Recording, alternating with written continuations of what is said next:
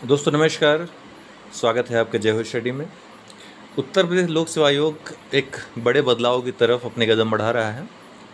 दरअसल वर्तमान में आपको पता है कि नए अध्यक्ष महोदय आ गए हैं और इनके आने के बाद इन्होंने जो बातें की हैं विभिन्न लोगों से मिलने के बाद, जब से आए हैं, बाहर के और अंदर के अर्थात आयोग के विभिन्न जो पदाधिकारी हैं और जो कार्मिक हैं उनसे जो बातें हुई हैं और जो स्पष्ट चीज़ें जो सामने आई हैं वो आज मैं आपके सामने रखूँगा।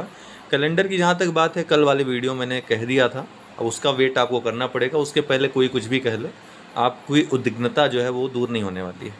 कुछ समय पहले जब अध्यक्ष महोदय आने वाले थे तो हमने एक चर्चा की थी कौशल जी से, जो कि छात्र नेता हैं और अक्सर छात्र हितों के मुद्दों को सामने रखते हैं, अक्सर अगुवाई करते हैं। उनसे एक बात जो हमारी कन्वर्सेशन हुई थी उसमें आई थी कि स्केलिंग को लेकर के, चाहे स्केलिंग लागू हो चाहे न लागू हो, दोनों स्थितियों में हमेशा ये विवाद का विषय रहता है और कहीं न कहीं इससे कई लोगों को काफ़ी नुकसान का सामना करना पड़ता है। एक जुआ की तरह हो जाता है कि सिलेक्शन हो गया तो हो गया, नहीं हुआ तो पता भी नहीं चलता क्यों हमारा सिलेक्शन नहीं हुआ, और जब अंक आते हैं तो स्केलिंग को लेकर रोना शुरू हो जाता है, चाहे वो स्केलिंग लागू हो अथवा ना हो, दोनों स्थितियों में। और निश्चित रूप से गलत बातें सामने आती हैं, पक्षपात की चीज़ें सामने आती हैं और बिल्कुल जो अध्यक्ष महोदय ने हमने आपको बताया पिछली बार जो कहा था वो बात बिल्कुल सही थी कि इतिहास और मैथ में कभी भी कंपटीशन नहीं हो सकता और यहाँ पर सीधे सीधे इतिहास और गणित में कंपटीशन कराया जाता है, तो कहीं से भी उचित नहीं ठहराया जा सकता है ना। कोई भी ऐसा मापक नहीं है जो इन दोनों विषयों में समानता ले आ सके। कोई अगर ऐसी पद्धति लागू की जाती है तो कहीं ना कहीं उसमें त्रुटि हो जाएगी और उस त्रुटि के कारण लोगों का भविष्य दांव पे लग जाएगा और लगता था। इसके अलावा आपको बता दूं कि यहाँ पर एक और नेगेटिव चीज़ थी और है, वो है इंटरव्यू में 100 अंकों का।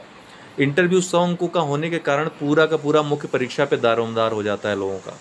इंटरव्यू में चाहकर भी वो जो खाई है उसको पाट नहीं सकते, जो वैकल्पिक विषय के कारण उत्पन्न होती है मुख्य परीक्षा में, तो ये भी बड़ा कारण है। तो इसलिए वैकल्पिक विषयों का हटना ही ज़्यादा सही है, ऐसा हमने चर्चा में इस बात को सामने रखा।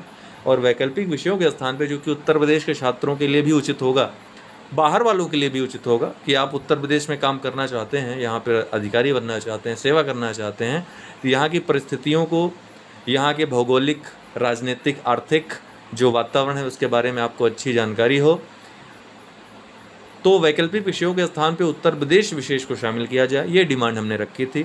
न्यूज़पेपर और अन्य प्लेटफॉर्म पे इस पर चर्चा हुई, ये अच्छी बात हुई कि बहुत तेज़ी से चर्चा हुई। सोशल मीडिया का थोड़ा सा अच्छा यहाँ पे प्रभाव देखने को मिला। इस बात को अध्यक्ष महोदय तक हम पहुँचा सके न्यूज़पेपर के माध्यम से। इसके बाद अध्यक्ष महोदय ने बहुत पॉजिटिव अप्रोच दिखाया इस चीज़ के प्रति।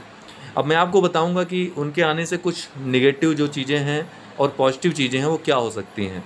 मतलब प्रेडिक्ट नहीं कर रहा हूँ मैं, अपने अनुभव के अनुसार बता रहा हूँ, और आप देखोगे कि आने वाले समय में अर्थात 2021 में तो जो नोटिफिकेशन उसी के अनुसार सब होना है, जो हो सकता है 2021 से सुधार वो होगा। 2022 में बड़े स्तर पर अर्थात वैकल्पिक विषय हट सकते हैं 2022 से, इसलिए आप लोग इसके लिए आप लोगों का एक सहयोग भी अपेक्षित है।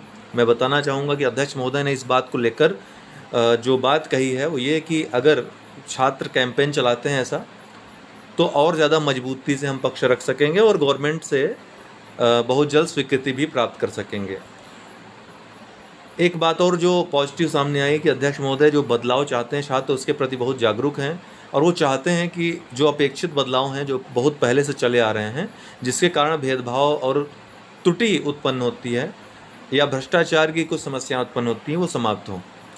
तो ये एक पॉजिटिव चीज़ है। तो बहुत जल्द जो और डिमांड्स हैं, चाहे हिंदी भाषी छात्रों को अपनी शिकायतों को लेकर हो या ट्रांसलेशन को लेकर हो, ये शिकायतें भी दूर हो सकती हैं। और जो क्वेश्चंस गलत होने का मामला है, ये सब उनके संज्ञान में है और इन पर वो काम करना चाहते हैं, गंभीरता से काम करना चाहते हैं।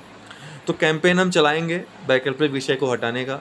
एक दिन एक तारीख तय करेंगे कौशल जी से बात करके, उस दिन आपको ट्विटर पे या फिर मेल करना है, हम आपको बता देंगे कैसे मेल करेंगे, आपको प्रोफार्मा दे देंगे। बस आपको अपने मेल से अपना सरकार को या फिर आयोग को या दोनों को अवगत कराना है, जिससे हमारे पक्ष को और मजबूती से रखा जा सके।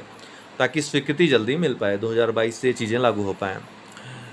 इसके अलावा कुछ लोगों ने बात की है अटेम्प्ट की, तो अटेम्प्ट पर निर्णय लेना सरकार के हाथ में है।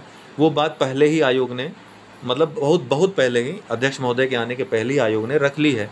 अब सरकार निर्णय लेती है क्या इस पे, अब ये सरकार के ऊपर है। निगेटिव चीज़ क्या होगी, देखिए इसके पहले जो महोदय थे वो ज़बरदस्ती अपने जिद पर काम करवाते थे। दिन रात काम करना है, रिजल्ट 1 महीने में देना है, कॉपी चेक हो ना हो उनसे मतलब नहीं है, उनको रिजल्ट चाहिए होता था। 1 महीने में कंप्लीट करके देना है, 1.5 महीने में कंप्लीट करके देना है, जियो या मरो देना है। लेकिन ये इनके साथ ये स्थिति नहीं है। ये चाहते हैं कि पूरा समय लिया जाए कॉपी चेक करने में, ताकि किसी के साथ गलत ना हो, त्रुटियाँ ना हो। इसके लिए ज़रूरी है कि ये इस बात के भी पक्षधर हैं कि कॉपी एक से अधिक लोगों को चेक करनी चाहिए। जैसे एक ही कॉपी है तो एक ही व्यक्ति, अगर उससे कुछ त्रुटि हो जाती है, कुछ गलतियां हो जाती हैं, दूसरा व्यक्ति उसको सुधार देगा। इसके भी पक्षधर हैं। बहुत जल्द ये चीज़ें भी लागू हो सकती हैं। अगर ऐसा होता है तो बहुत जल्द आपको बड़े बदलाव देखने को मिल सकते हैं, गुणवत्तापूर्ण कॉपी चेक होने लगेगी। इससे जो अक्सर ये बात सामने आती है कि कुछ लोगों का आश्चर्यजनक रूप से नहीं हुआ, याद हो गया, तो वो बातें यहाँ पे हट जाएंगी, है ना, वो सुधार हो जाएगा। वो एक बड़े स्तर का सुधार होगा जिसके बारे में ज़्यादा बातचीत नहीं होती, लेकिन जानते हर कोई हैं। जो 2-3 इंटरव्यू दिए हैं, मेंस 3-4 लिखे हैं, उनको पता है कि ये क्या समस्या है और ये सबसे गंभीर समस्या है। बाकी 18 गुना और 3 गुना वाली बात, उस पर क्या उनकी राय है अभी तक सामने नहीं आ पाई है। तो जो भी अध्यक्ष महोदय का अप्रोच है वो जब भी देखने को मिलेगा मैं आपके सामने रखूँगा। अभी जो बात है मैंने आपको बता दी, पॉजिटिव भी नेगेटिव भी। अब इसको आप पॉजिटिव समझते हैं कि नहीं समझते हैं, नेगेटिव समझते ही नहीं समझते हैं, आपके ऊपर है। आपके फीडबैक और आपका पॉजिटिव अप्रोच से दिया गया कमेंट हम संज्ञान में लेंगे, उसको भी सामने रखने का प्रयास करेंगे। लेकिन हाँ, आप विकल्प की बात किया करिए पॉजिटिव अप्रोच के साथ। जो त्रुटियां हैं उसको स्वीकार करिए, है ना, अपने फ़ायदे के लिए, कि नहीं हम फ़ायदे में हैं तो हम क्यों बदलाव चाहें। तो दूसरों के बारे में जिस दिन सोचना शुरू कर देंगे, सर्वहित के बारे में जिस दिन सोचना शुरू कर देंगे, आप देखेंगे कि परीक्षाओं में आपके रिजल्ट बहुत अच्छे आने लगेंगे उस दिन से। ठीक है, तो ये सब बातें आपसे, आज संडे का दिन था, मैंने कहा कुछ बातें जो पता चली आप लोगों के सामने रखते हैं। हो सकता है आपका इससे कुछ फ़ायदा हो। बाकी बहुत सारी जानकारियाँ आप लोग चाहते हैं, चाहे तो कमेंट बॉक्स में कमेंट करके पूछ सकते हैं, या फिर डिस्क्रिप्शन बॉक्स में लिंक दिए हुए टेलीग्राम ग्रुप के या फेसबुक पे आप संपर्क करके पूछ सकते हैं।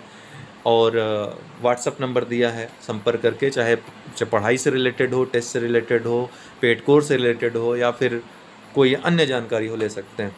बहुत बहुत धन्यवाद।